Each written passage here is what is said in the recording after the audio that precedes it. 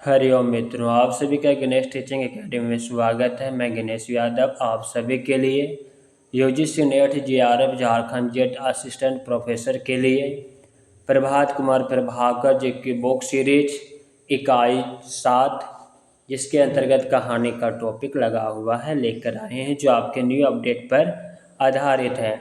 आज के टॉपिक में हम चंद्रधर शर्मा गुलेरी की कहानी उसने कहा था लेकर आया हूं। सबसे पहले हम लेखक का परिचय को देखते हैं। चंद्रधर शर्मा गुलेरी का जन्म 7 जुलाई 1883 को जयपुर के पुरानी बस्ती में हुआ था तथा इनकी मृत्यु 12 सितंबर 1922 ईस्वी को पीलिया रोग हो जाने के कारण हो गई। इनके पिता महान ज्योतिर्विद महोपाध्याय पंडित शिवराम शास्त्री थे। पंडित शिवराम की तीसरी पत्नी लक्ष्मी देवी से गुलेरी जी का जन्म हुआ। गुलेरी जी संस्कृत, पाली, प्राकृत, हिंदी, बंगला, अंग्रेजी, लैटिन, फ्रेंच आदि कई भाषाओं के ज्ञाता थे।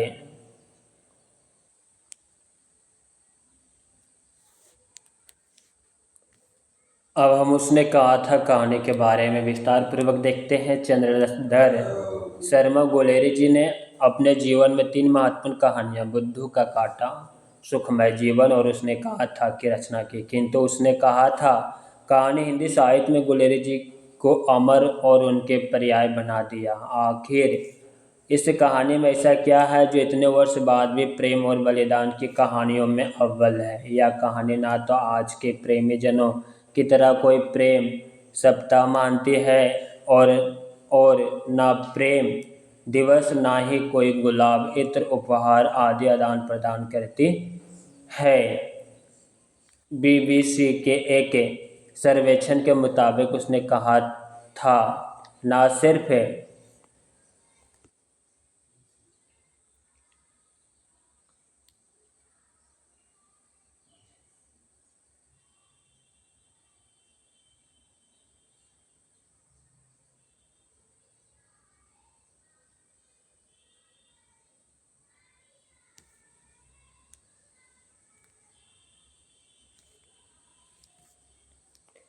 न सिर्फ प्रेम कथाओं का बल्कि हिंदी की 10 बेमिसाल कहानियों में शामिल है। उसने कहा था कहानी की शुरुआत अमृतसर के एक चौक बाजार से होती है। इस चौक बाजार की खासियत है ये है कि यहाँ के लोग तांगे वाले लोगों से मीठी मीठी बातें तो करते हैं किंतु उसमें व्यंग का पुट भी होता है। इस चौक पर 12 वर्षीय लाना सिंह की मुलाकात उस लड़की से होती है जो रसोई के लिए बाड़ी लेने आती है। दोनों के में बातचीत होती है। सौदा लेने के बाद लड़का मुस्कुराकर पूछता है कि तेरी कुड़मई हो गई। इस पर लड़की कुछ आग चढ़ाकर और धैर्य कहते हुए भाग जाते। यह सिलसिला कई दिनों तक चलता रहा।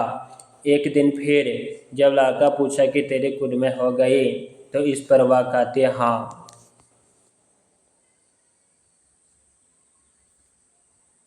हो गई। देखते नहीं यह रेशम से बंधा सालू या उत्तर लड़के की संभावना के विरुद्ध थी। वह बेमन बाजार से लौटता है। लौटने के क्रम में रास्ते में एक लड़के को मोरी में धकेल दिया। एक छावनी वाले की दिन भर की कमाई खोई। एक कुत्ते पर पत्थर मारा। गोभी वाले के ठेले पर दूध उधेल दिया। सामने से नहाकर आते हुए किसी वैष्णवी से टकराकर अंधे की उपाधि पाई।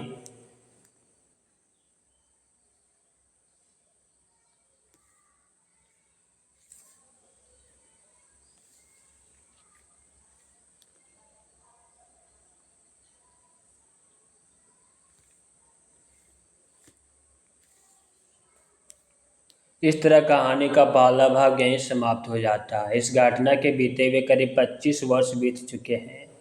लाना सिंह फौज में भर्ती हो चुका है। विश्व युद्ध का समय है।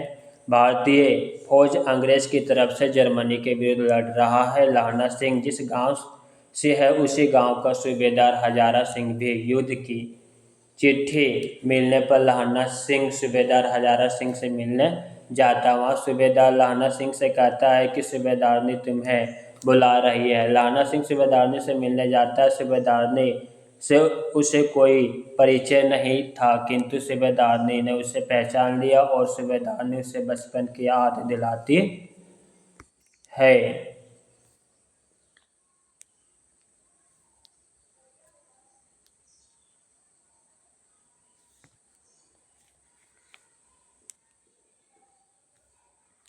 कि वे दोनों अमृतसर के बाजार में मिला करते थे। फिर उसे यह कहती है कि तुम्हें याद है एक दिन तांगे वाले का घोड़ा दही वाले की दुकान पर बिगड़ गया था। तुमने उस दिन मेरे प्राण बचाए थे। आप घोड़े की लातों में चल गए थे और मुझे उठाकर दुकान के तख्तों पर खड़ा कर दिया था। तुम मुझे वचन दो, जिस तरह तुमने मेरे प्राणों की रक्षा की थी, ठीक उसी तरह मेरे पति सूबेदार हजारा सिंह और पुत्र बोधा सिंह की रक्षा करेंगे। अद्यापि लहना सिंह ने कुछ कहा नहीं, पर मौन स्वीकृति अवश्य दी। यहाँ गौर करने की बात यह है कि वह सूबेदारनी जो लहना सिंह की प्रेमिका बनी या नहीं, कहानी में कहीं उसका स्वीकृति नहीं मिलती है। एक पत्नी और माँ के रूप में लहना सिंह के सामने आती है, जिसके 5 पुत्र में 4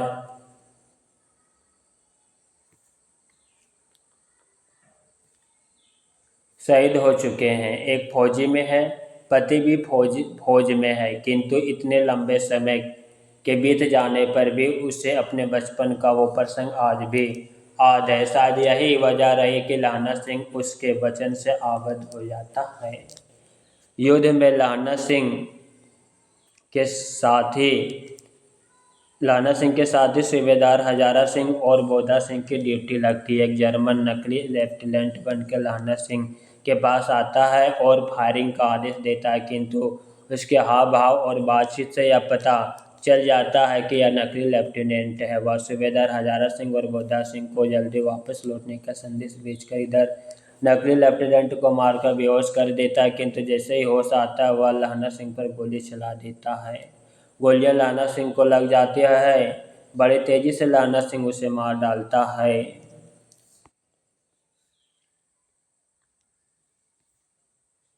दोनों तरफ से युद्ध हो जाती है। 70 जर्मन मारे जाते, लहना सिंह बुरी तरह घायल हो जाता है। फिर भी युद्ध समाप्ति के बाद बोधा सिंह और हजारा सिंह को इलाज के लिए भेजता है। 37 साल की उम्र में अपने परिवार और अपने सपनों की फिक्र न करते हुए सूबेदारनी के दिए वचन को वह पूरा करता है। मौत के समय भी वह लहना सिंह के सामने वही 25 साल पहले वाली सूबेदारनी आती है। गौर करने की बात है कि गुलेरी जी अंतिम समय में लहना सिंह को अपने परिवार की स्मृति दिखा सकते थे, किंतु लहना सिंह अपने परिवार नहीं, प्यार को याद करता है। शायद यही उसकी अमर प्रेम की परिणति है। कहानी उसने कहा था, प्रकाशन 1915 में हुआ था। पात्र लहना सिंह, सूबेदारनी, सूबेदार हजारा सिंह, बोधा सिंह, वजीरा कीरत सिंह, महासिंह, लपटन साहब। राजेंद्र यादव की नज़र में उसने कहा था हिंदी की प्रथम मौलिक व कलापूर्ण कहानी बैठती है। उसने कहा था से ही आधुनिक हिंदी कहानी का प्रारंभ मानना चाहिए। कहानी सौरभ और संवेदना ग्रंथ में यह बात बोला है राजेंद्र यादव ने। बच्चन सिंह ने कहा है, यह कहानी उसने कहा था सोमनाथ के मंदिर की तरह आकाश में लटकी हुई प्रतीत होती है। आदि भावुकता को चुंबक से हटा दिया जाए तो मूर्ति धरती पर खंड खंड हो जाएगी। बच्चन सिंह ने सूबेदारनी की शिक्षा को स्वार्थपरता एवं लहना सिंह के त्याग को बेवकूफ़ी बताया। डॉक्टर नागेंद्र का मत है कि गुलेरी जी के साहित्य का आधा छाया अनुभूतियाँ नहीं है, जीवन की मसल अनुभूतियाँ हैं। वे सेक्स के नाम पर झिझकने वाले आदमियों में नहीं थे, विचार और अनुभूति ग्रंथ से। गुलेरी जी की 3 मनोवैज्ञानिक कहानियाँ सुखमय जीवन, बुद्धू का कांटा और उसने कहा था में सबसे अधिक चर्चित और पहचान दिलाने वाली कहानियाँ उसने कहा था है। उसने कहा था कहानी की विशेषता है दिव्य प्रेम कहानी, प्रेम पर बलिदान की कहानी, युद्ध की कहानी आदि। उसने कहा था कहानी में अमृतसर शहर की चर्चा है। सूबेदार लहना सिंह के गांव का नाम मांझे। लहना सिंह की मृत्यु वजीरा सिंह की गोद में होती है। पलटन का विदूषक वजीर सिंह था। सूबेदार हजारा सिंह के लड़के का नाम कीरत सिंह है। भारतीय सिपाहियों का जर्मन के साथ संघर्ष होता है। सिख राइफल के जमादार लहना सिंह का नंबर 77 था।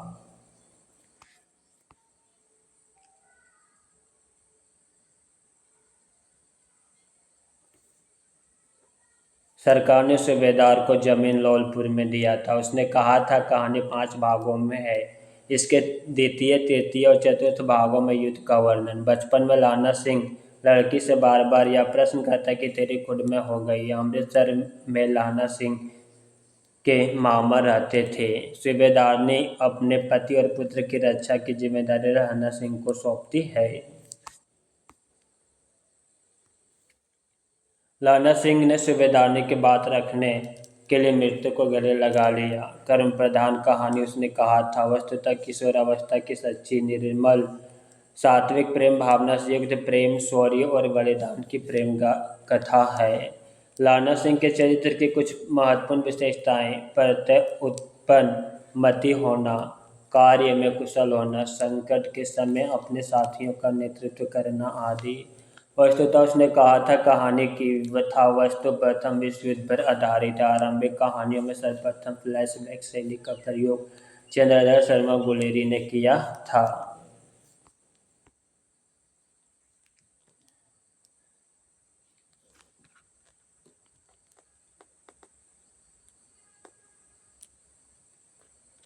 कहानी के मुख्य वक्तव्य: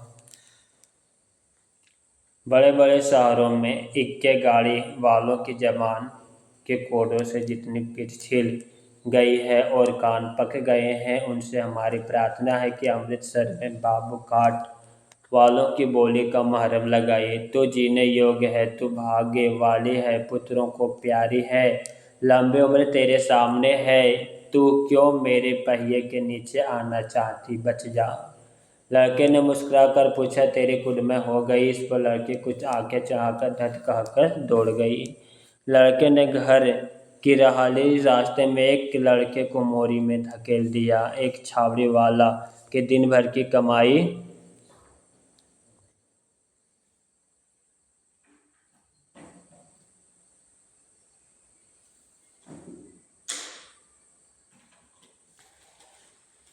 छावड़ी वाले की दिन भर की कमाई खोई। एक कुत्ते पर पत्थर मारा और एक गोभी वाले के ठेले में दूध उधेल दिया। सामने नहाकर आते हुए किसी वैष्णवी से टकराकर अंधे की उपाधि पाई।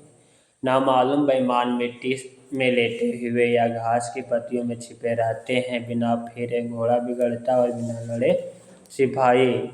जाड़ा क्या है, मौत है और निमोनिया है। मरने वालों को मुरब्बे नहीं मिला करते। एक एक अकालिया सिख 1.25 के बराबर होता है। हिंदुस्तान में आ जाएंगे तो गो हत्या बंद कर देंगे। लड़ाई के समय चांद निकल आया था, ऐसा चांद जिसके प्रकाश में संस्कृत कवियों का दिया हुआ छई नाम सार्थक होता है, और हवा ऐसी चल रही है जैसी भानुभट्ट की भाषा में दंत वीणा उपदेश आचार्य कहलाती है। मृत्यु के कुछ समय पहले स्मृति बहुत साफ हो जाती है। जन्म भर की घटनाएं एक एक करके सामने आती है। सारे दृश्यों के रंग साफ हो जाते हैं। समय की धुंध बिल्कुल उन पर से हट जाती है। तुम्हें याद है कि एक दिन तांगे वाले का घोड़ा दही वाले की दुकान पर बिगड़ गया था। तुमने उस दिन मेरे प्राण बचाए थे। आप घोड़े की लातों में चले गए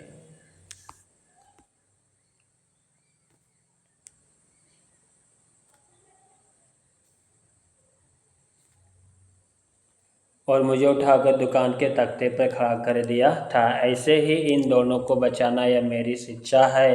तुम्हारे आगे आंचल पसारती हूँ। कहानी के बारे में विद्वानों की राय: डॉक्टर अमरनाथ झा का कथन गुलेरी की अमर कहानियों की भूमिका में लिखते हैं। उसने कहा था, शीर्षक कहानी में तो विशेषकर ऐसी विलक्षणता है कि एतद् कृत्य कृण्य किमन्यथा रोदिति ग्रावा। आचार्य रामचंद्र शुक्ल ने इस कहानी को मर्यादा में रखकर प्रेम की व्यंजना करने वाली अद्वितीय कहानी कहा। हिंदी साहित्य का इतिहास ग्रंथ से माधुरेश ने लिखा है। उसने कहा था, हिंदी की पहली कहानी जो सिर्फ विधान की दृष्टि से हिंदी कहानी को एक झटके में प्रौढ़ बना दिया। प्रेम, बलिदान और कर्तव्य की भावना से अपनी कहानियाँ लिखी गई, किंतु किंतु यह कहानी अपनी मार्मिकता और सघन गठन के कारण आज भी अद्वितीय बनी हुई है। हिंदी कहानी के प्रारंभ काल में ऐसी श्रेष्ठ रचना प्रकाशित होना एक महत्वपूर्ण घटना है। आचार्य नंद दुलारे वाजपेयी के अनुसार उसने कहा था, मैं घटनाएं भी है, संयोग भी है और रोमांटिक दृष्टि भी है, लेकिन उन सबका संगठन इस वैशिष्ट्य के साथ हुआ और प्रेम, कर्तव्य और आत्म बलिदान का पारस्परिक संघर्ष का इतना असाधारण और संवेदनात्मक रूप में हुआ कि कहानी नई हो जाती है। डॉक्टर विनोद शंकर शुक्ल ने कहा, उसने कहा था, कहानी ने विद्वानों को चकित कर दिया। हिंदी कहानियों में आज तक इसके जोड़ की दूसरी कहानी नहीं निकली। कहानी के सब अंग वर्तमान में है। जो इस कहानी को पढ़ेगा वह जीवन भर इसे भूल नहीं पाएगा। आचार्य रामचंद्र शुक्ल का कथन, प्रेम का स्वर्गीय स्वरूप झांक रहा है, केवल झांक रहा है, निर्लजता के साथ पुकारिया कर रहा नहीं रहा है। कहानी भर में कहीं प्रेम की निर्लज प्रगाढ़ता, वेदना की विभत्स विवृति नहीं है। सुरुचि के सुकुमार स्वरूप पर कहीं आघात नहीं पहुंचाता। इसकी घटनाएं ही बोल रही है, पात्रों के बोलने की अपेक्षा ही नहीं। हिंदी साहित्य का इतिहास है। पृष्ठ संख्या 481 से 82 में दिया गया है यह कथन। डॉक्टर लक्ष्मी सागर वर्ष नए का कथन, नए शिल्प, नई भावधारा, अभिनव कलात्मक कौशल, सूक्ष्म मनोवैज्ञानिक चरित्र चिंतन एवं मानस के विश्लेषण, वातावरण के बारीक रेशों को भी अर्थात से उभरने की प्रवृत्ति को, सारी पृष्ठभूमि को अर्थात के नए रंग देने की व्याकुलता, सब मिलाकर यही हिंदी की एक चिरस्मरणीय कहानी भी नहीं बन गई, वरन एक नई कहानी का सूत्रपात भी करती है। आधुनिक कहानी का परिपर्वश से ग्रंथ से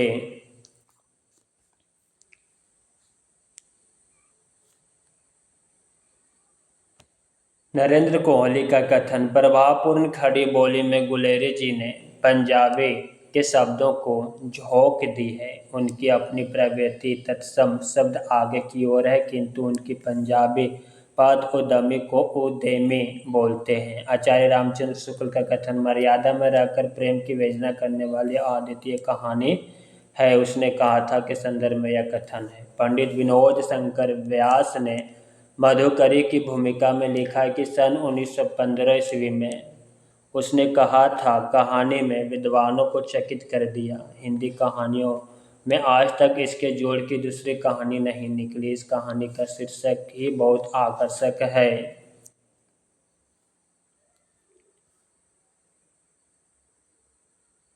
हिंदी में यह पहली वास्तविक कहानी है। इस कहानी के सब अंग वर्तमान में है। जो इस कहानी को पढ़ेगा वह जीवन भर इसे भूल नहीं पाएगा। मित्रों, आज की क्लास यहीं पे समाप्त करते हैं। क्लास कैसा लगा कमेंट बॉक्स में अवश्य लिखिएगा। साथ ही अपने मित्रों को शेयर करना मत भूलिएगा। नेक्स्ट क्लास में हम जयशंकर प्रसाद जी की कहानी को लेकर आ रहे हैं। हरि ओम।